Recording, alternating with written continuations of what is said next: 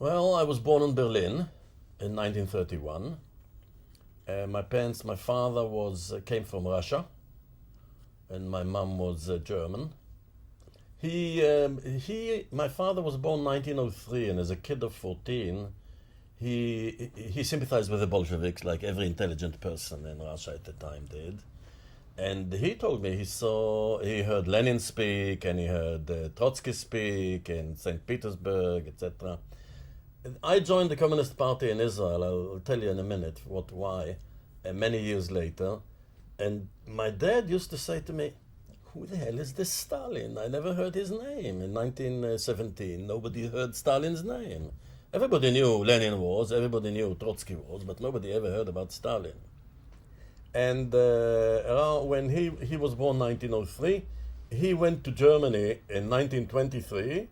Through Germany, he wanted to get to Paris to study economics. Some uncle sent him some US dollars, and he took the money and went to Paris to study economics. And while he passed through Berlin, he decided to take a day off and spend a day in Berlin. And this was during the big inflation.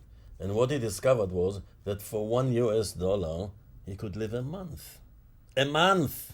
So he stayed in Berlin, and there he met my mom, and they got married, but he couldn't get a job. So he went to Buenos Aires and got a job, and then they came back to Germany in 1931. Her father died. And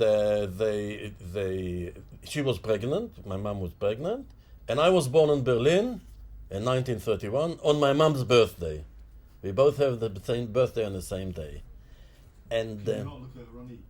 It's off-putting. Just keep looking directly. At you? Yeah. Yeah, I look at you.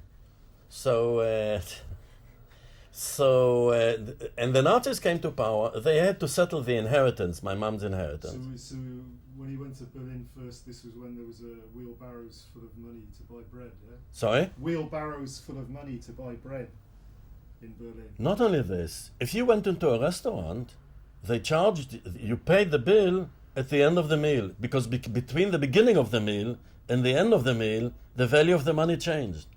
So they did the calculation at the end of the meal, because if they agreed on the price at the beginning of the meal, they would have lost money. So you always had the bill. You got the bill, and everything was made out at the end of the meal. Anyway, so then the Nazis came to power. January 33. I was 2 years old. They were still in Berlin. And then my mom told me I was lying in the cot, and she was looking in the radio for some music. The radios just became very popular. People bought radios, etc. And she was looking for some music, and suddenly she hears somebody. She hit a station, and somebody was screaming, "We'll drag the Jews out of their beds in the middle of the night into the street, and we'll chop off their noses." And she said she was sure it's a play somewhere. And then the announcer said, "You've just listened to the speech of Hermann Göring, the deputy prime minister, and the party, and the Nazi party congress in Nuremberg," or whatever. She said, "My God, this is how number 2 is speaking? I don't want to stay here. I want to go." And my dad comes home from work, and she tells him what she heard. She said, and my dad understood politics because he was in the Russian Revolution, etc. So she tells him, he said, "Nah, politicians, they talk, and it never comes to anything." And she had a guts response. Okay. Then there was another time, a few months later, in the summer, she was walking in a park in Berlin, and suddenly an SS officer comes towards her and is doing the Heil Hitler salute. And she turns around in the street to look, who the hell was he saluting? Because she had both her hands on the pram, pushing me in the pram, and the street is empty. And he returned the salute to someone. You don't salute just out of the blue. And then she looked and she saw me in the pram. I was 2 years old. I was doing this. And he returned me a salute. You see? So she comes home and she says to my father, "The child is imitating the Nazis. We'll grow up a little Nazi here. I don't want to stay here. I want to leave." And my dad says, okay, I'll start looking for something. And they had an affidavit for the States. And then the final blow came. The Nazis put down laws. Jews are not allowed to teach in any educational institution in Germany. Thousands of academics lost their job overnight, and Jewish children in school have to sit on a separate bench by law. My mom said, my son is not going to sit on any separate bench in the school. And my dad said, okay. And they went to Palestine to see what it's like.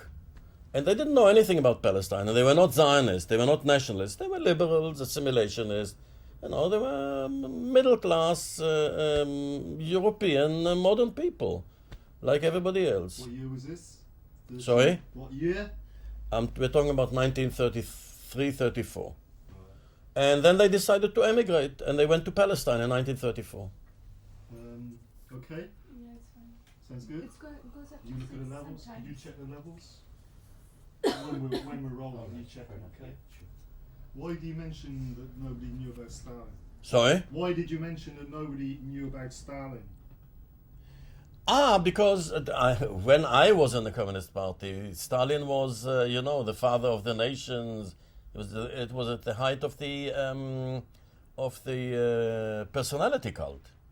And my dad, I joined my politics were while I was a kid in Palestine. So basically, I grew up in Palestine. Although I was born in Germany in '31, the first 3 years of my life in Berlin, I remember nothing.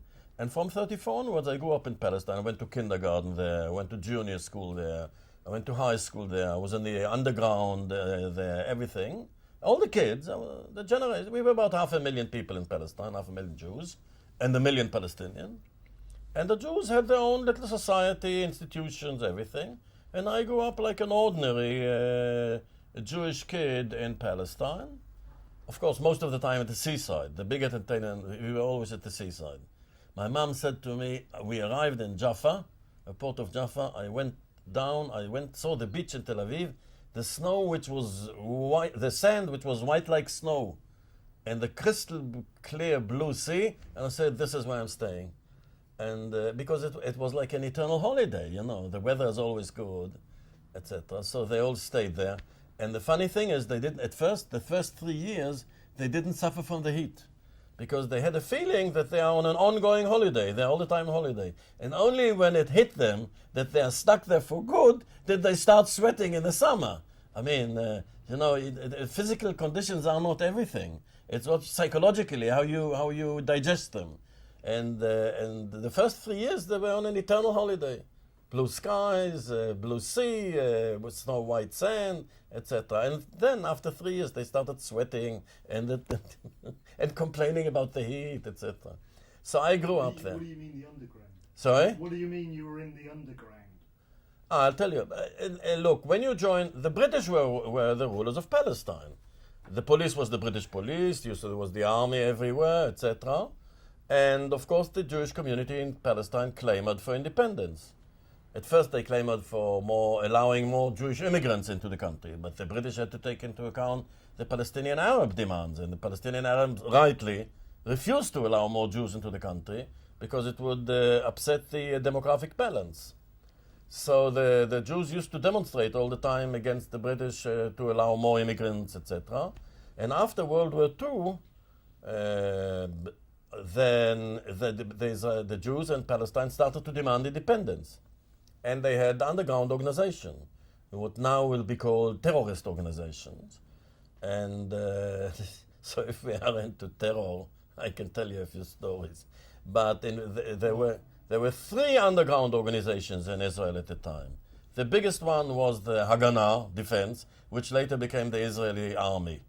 And this was under the domination of the Labour Party. The community of Jews in Palestine, let's say, was roughly 500,000.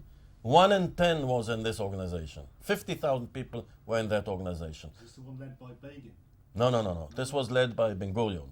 Ah. And their policy was never to hit any British soldier. Nothing. Only to prove to the British by hitting installations or something like that it is worth their while, the British while, to support the Jewish community and the Haganah, because they can pull off a lot of feats. For example, one night, the Haganah in 1946 blew up 20 bridges all over the country simultaneously in one night. Not one British soldier was hit. But to show the British we can pull off such operations. And their aim was basically to show the British it's worthwhile to rely on the Israelis, on the Jews in Palestine, to allow that community to grow, and when they grow, eventually to achieve independence. They did not want independence while Jews were in a minority, because they did not want to have a South African-like situation. They didn't want to have a situation where a minority of Jews will rule a majority of Palestinians. And while the Jewish community was only 500,000 and the Palestinians were 1,000,000, they didn't want independence. The Labour Party. Then there was a split, and a small section became more right-wing, nationalistic. That was Begin's lot. And they said, countries are conquered, history teaches us that countries are conquered by blood. And forget the whole thing about becoming a majority and making the land bloom. We got to get rifles, and we got to fight the British, and then the Arabs, and then we'll rule the country. So their anthem was, in blood and fire Judea fell, in blood and fire Judea will rise. And they wanted, in fact, to create a state which will include Palestine and Transjordan, both of them, and to run this state like resurrect King David's kingdom. And the emblem was a combined map of Palestine and Transjordan together. And on top of this, a hand, an arm holding a rifle, and underneath the motto was only thus. And this was run by Begin. But they were 10 times smaller. Were they inspired by the promises made in the Balfour Declaration? Yes, but they wanted independence right away, if need be, by force of guns. But what's the history behind that? Why were Look, during the First World War, why were they promised the nation? Sorry? Why were they promised the nation? They were not promised a nation. They felt a nation already. They were promised a country. The motto was, the Zionist motto was, a country without a people to a people without a country. And the country without a people was supposedly Palestine. And they presented it as if it's empty. And the people without a country was the Jewish people all over the world. So they want that country, which has nobody living in it, for that people which is dispersed all over the world and has no country where it is a majority. That was the general idea. But the difference between... How many Palestinians were actually moved out? According to the British census, the first reliable census after the end of World War I, in 1922, I think it was the 12th of October 1922, there were in Palestine 600,000 Palestinian Arabs and 60,000 Jews, out of which the majority were religious Jews who were non-Zionist. So in 1922, the Arabs outnumbered the Jews by 10 to 1. And in 1948, they outnumbered the Jews by 2 to 1. And yet the United Nations in 1947 carved the country up into two equal halves and gave the Jews half and the Palestinians half and proposed the creation of two states. This is the famous partition plan. But anyway, to go back, the Begin's people were 10 times smaller than Haganah. They had about 5,000. And they were the ones who wanted to conquer the country by guns. The Haganah said, no, we got to populate it. We got to have farms, farmers, and once we have social, economic infrastructure spanning the whole country, then, and we become a majority, then we shall demand independence. The Begin people said, forget all this crap about growing tomatoes in order to win over the country.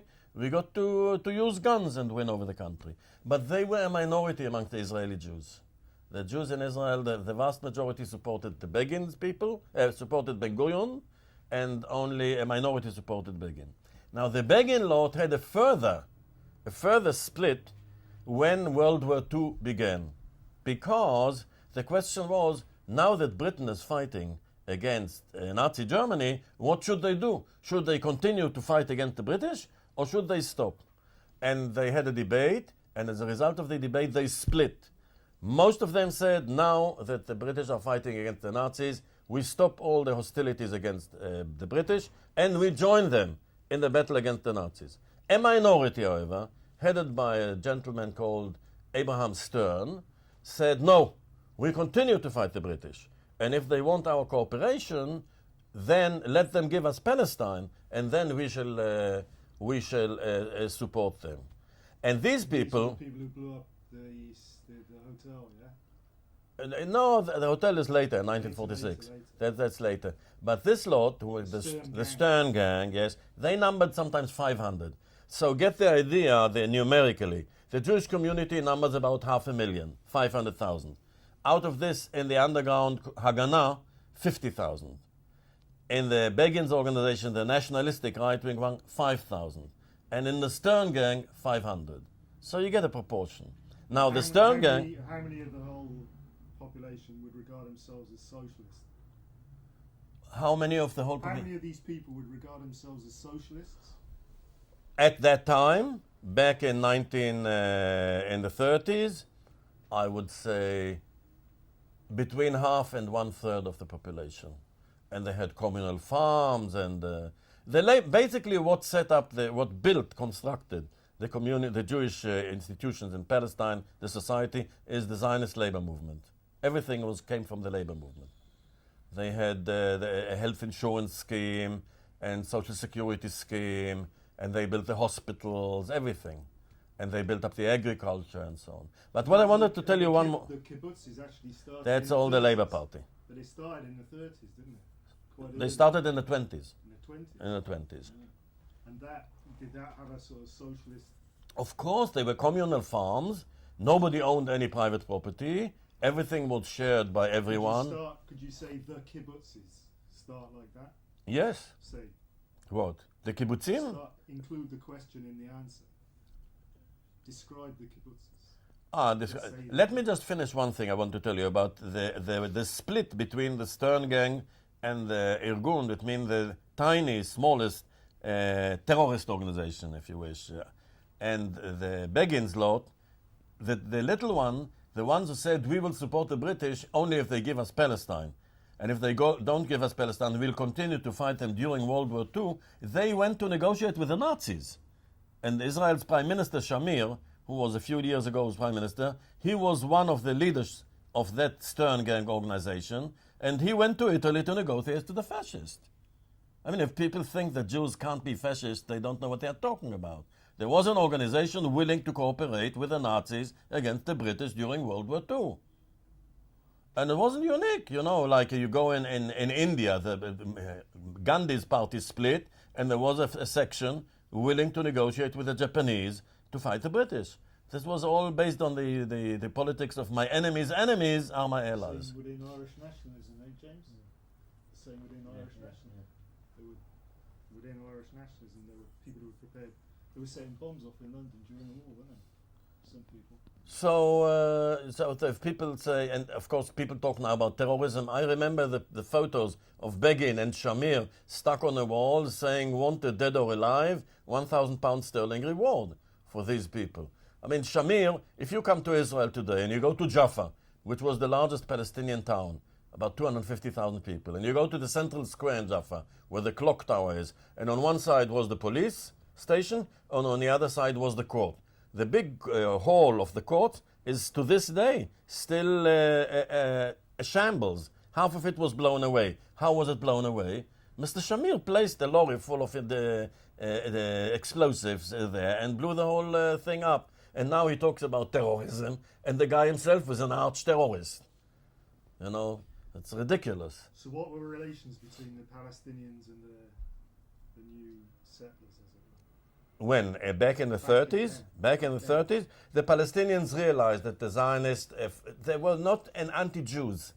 The Jews in the Arab world were never persecuted as they were in Europe, because there's no quarrel between Islam and Judaism. There is a quarrel between Christianity and Judaism, because Judaism claims that Christianity, Jesus, was a false Messiah, a false Savior, and the Christians claim that the Jews don't recognize the real Savior. So there was a quarrel, and Jews generally in Europe were persecuted. They dressed differently, they ate different food, they spoke different languages, and they were persecuted. In the Arab world, no. They spoke Arabic.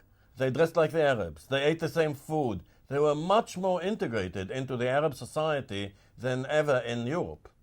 And therefore there's almost no case of pogrom in the entire Arab world. One or two isolated cases. Whereas in Europe it was almost a common phenomenon. that if anything goes wrong, blame the Jews, and like any minority, might as well blame the gypsies. Okay, so in the Arab world, they were very integrated. They spoke Arabic, and the same thing applied in Palestine. It wasn't very different from what it was in Morocco or in Algeria. They lived together. These went to the mosque on Friday, and the others, the Muslims and the Jews, went to the synagogue on a Saturday. But they both spoke Arabic, they ate the same food, they dressed alike. If you were to go to a city like Morocco or Casablanca or Algiers in the 1910s, and it was very difficult to recognize who is a Jew and who is an Arab, because they dressed alike and looked alike. So the Palestinian Arabs didn't look with hostility on individual Jews, but they felt that the Jews who come from Europe, the Zionists, are a threat, because these people weren't just immigrants. They came with the idea of turning the whole country into a Jewish state. Now the Palestinian Arabs said, what do you mean? We are the majority here, and we've been living here for generations, at least since the 7th century. And you want to come and take over this place and make it this country for you? And what about us? So they didn't take to this very sympathetically. And but remember that the Jews didn't run the country. They didn't dominate it. It was the British. So the Arabs had a problem with the British authorities. And the basic demand was to stop the Jewish immigration to Palestine. And the Jews would demonstrate against. Just the discrimination against Jews in Germany. I mean, the fascists accused the Jews of being, on the one hand, sort of capitalists or financiers, and also on the other hand, of being communists as well. Everything, complex whatever. argument. Yeah. A, being communist, B, being the manipulators of finance who were sucking the blood of the German community, society. That's it. But you know, there is a point here which people are not aware of. Fascism is not necessarily always anti-Jewish. Look, Franco.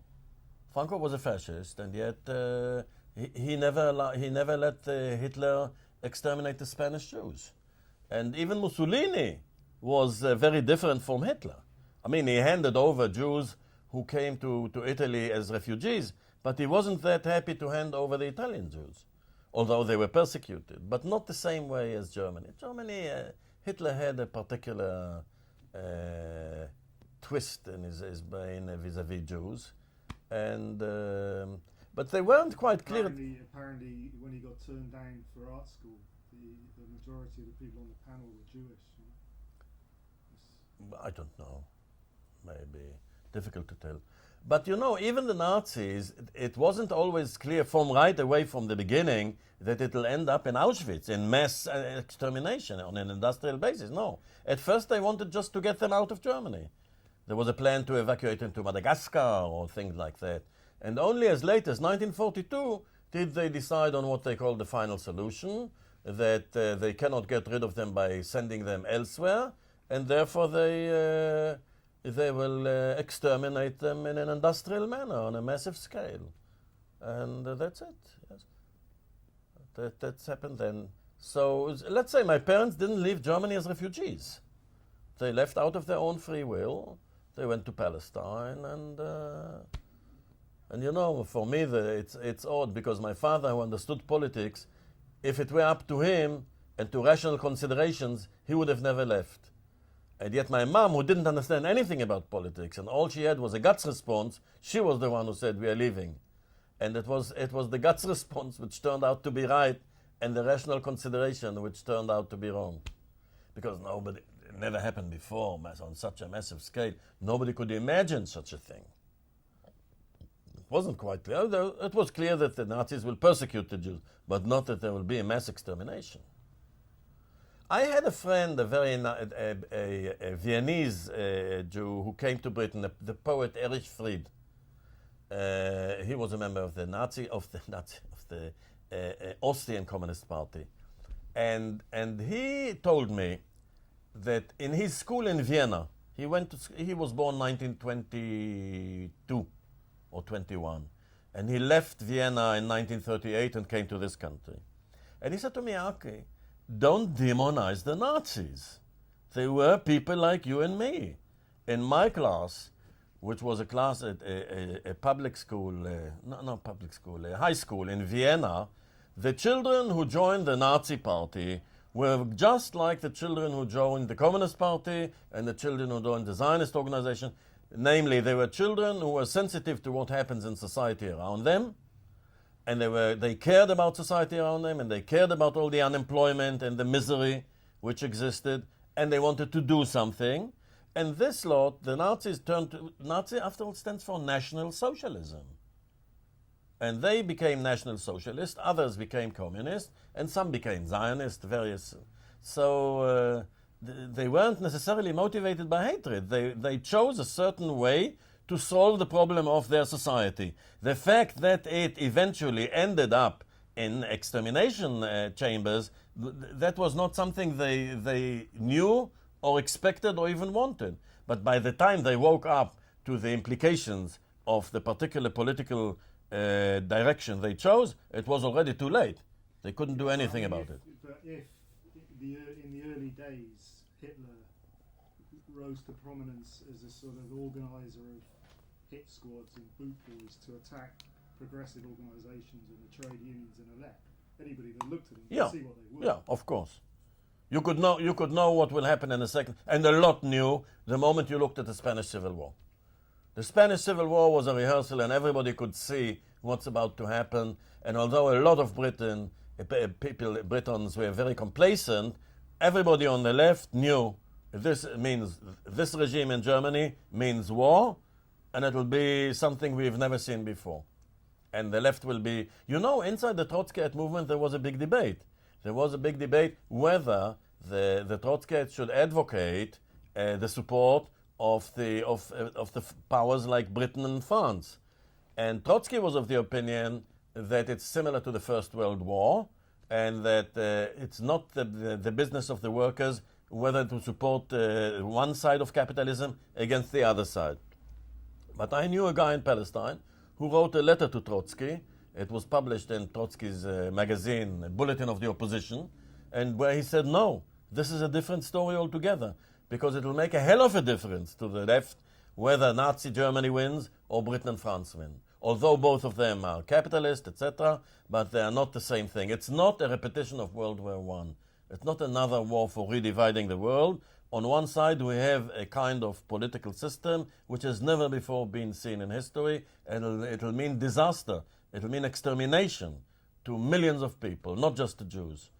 And so it wasn't quite clear what Nazi Germany is going to be to some people. But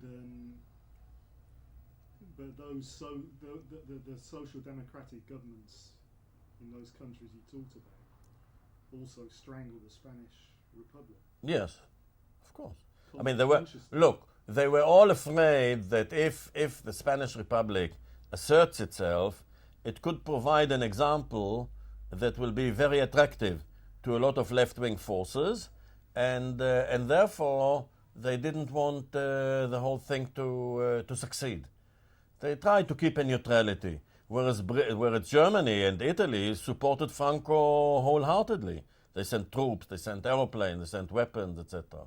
So it was eventually this support helped Franco win the war. Yeah. Can you just hold on a second? How much you got left on this tape? Yeah, I'm okay. Now, could you talk about the role of Zionism in relation to the Jews in World War II? Yeah. Well, the Zionist movement, you have to remember the Zionist movement until, let's say, the early 1940s was a minority movement amongst Jews.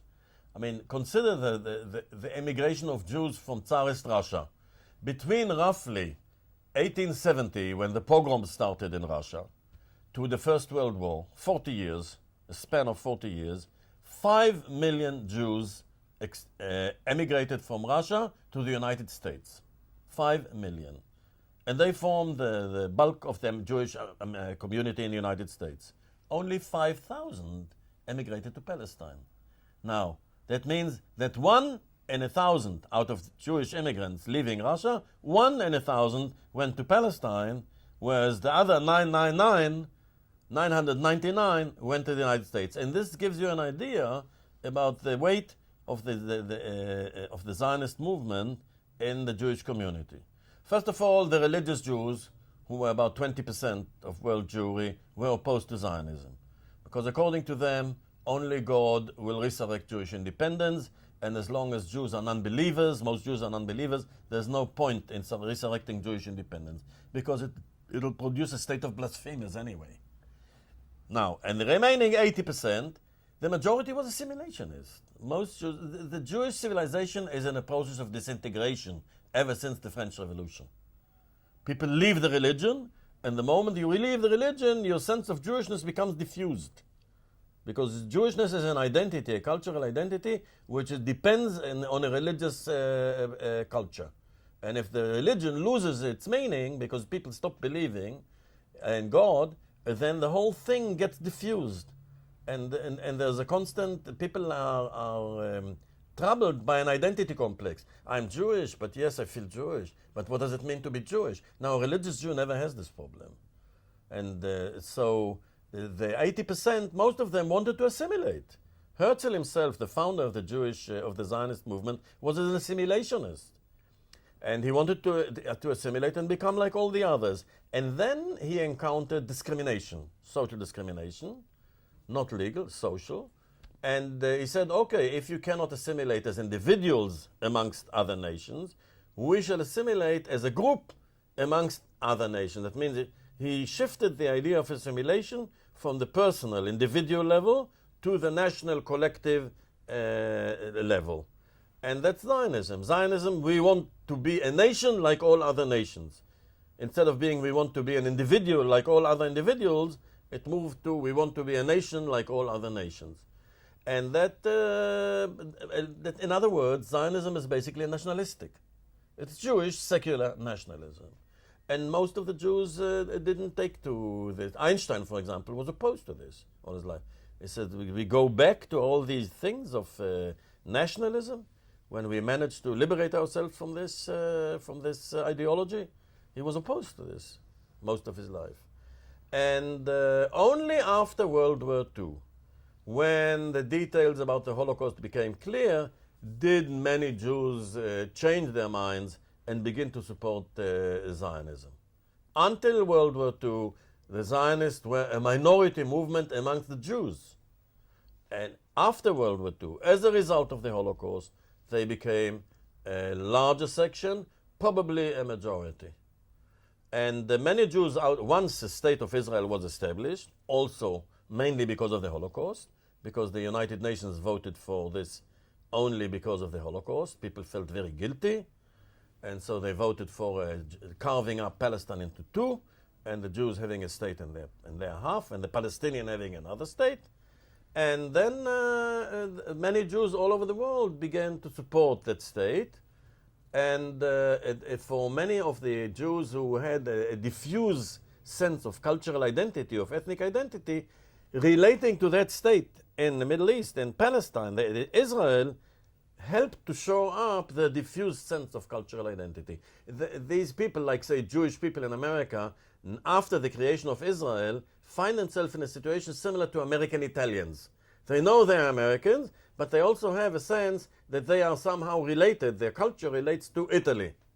And the American Jews, when Israel came into existence, they are in a similar situation. They can say, of course I'm an American, but my culture is focused on Israel. What they don't know, that in Israel itself, the question of who is a Jew and what is Jewish cultural identity is extremely problematic, more problematic than elsewhere. It's a big problem there. So these are the people who subsidize the state of Israel. Sorry? These are the people who subsidize the state of Israel to the tune of what, $5 billion a year from America, yeah? Yes. They will donate a lot of money. The majority wouldn't go there. They wouldn't want to. They wouldn't want to go on a hillside surrounded by Arab villages with a gun, but they give money, yeah? Yes, they give money, and they are more extreme than the Israeli Jews. Most of the Israeli Jews respect the Palestinians.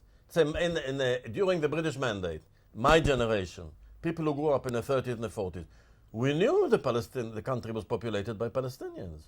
We respected these people. we didn't want to uproot them. No, we wanted to live side by side together with them. And these people like me are much more moderate and willing to come to compromise with the Palestinians than many of the American Jews.